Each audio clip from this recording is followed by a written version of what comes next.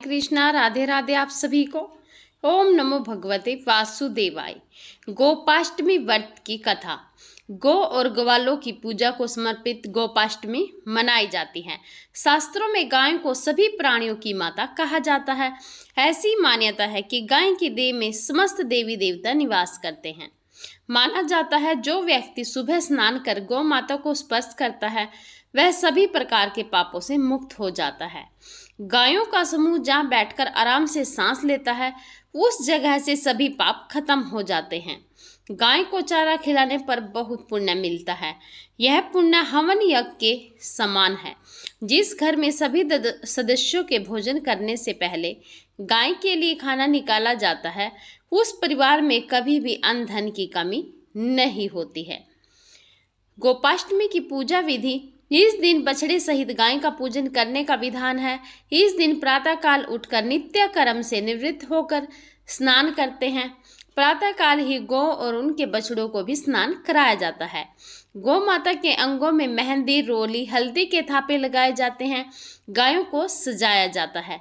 पूजन के बाद गोग्रास निकाला जाता है। गौ माता की परिक्रमा की जाती है। गोपाष्टमी व्रत कथा। प्राचीन काल में एक बार बाल गोपाल जब 6 साल के थे तो माँ यशोदा से कहने लगे कि माँ, अब मैं बड़ा हो गया हूँ और अब मैं बछड़े चराने नहीं जाऊँगा, मैं गौ माता के साथ जाऊँगा। इस पर यशोदा ने नंद बाबा पर टालते हुए कथा की, अच्छा ठीक है, लेकिन एक बार बाबा से पूछ तो लो।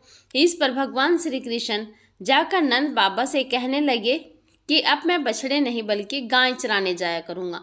नंद बाबा ने उन्हें समझाने की कोशिश की लेकिन बाल गोपाल के हट के आगे उनकी एक ना चली। फिर नंद बाबा ने श्री कृष्ण से कहा कि ठीक है, पहले जाकर पंडित जी को बुला लाओ ताकि उनके गोचरण के लिए शुभ मुहूर्त का पता लगाया जा सके। ये सुनकर बाल गोपाल दौड़ते हुए पंडित जी के पास पहुँचे और एक सांस में उनसे कह डाला कि पंडित जी, आपको नंद बाबा ने गोचारण का मुहूर्त देखने के लिए बुलाया है। आप आज ही शुभ मुहूर्त बताना तो मैं आपको खूब ढेर सारा मक्खन दूंगा। पंडित जी नंद बाबा के पास पहुंचे और पंचांग देखकर उसी दिन को गोचारण के लिए शुभ मुहूर्त बता दिया और साथ ही यह भी कह दिया कि आज के बाद से 1 साल तक गोचरण के लिए कोई भी शुभ मुहूर्त नहीं है। नंद बाबा ने पंडित जी की बात पर विचार करते हुए बाल गोपाल को गोचरण की आज्ञा दे दी। भगवान उसी दिन से गाय चराने लगे। जिस दिन से बाल गोपाल ने गोचारण आरंभ किया था उसी दिन कार्तिक मास के शुक्ल पक्ष की अष्टमी थी। भगवान द्वारा उस दिन गाय चराना आरंभ करने की वजह से इसे गोपाष्टमी कहा जाता है।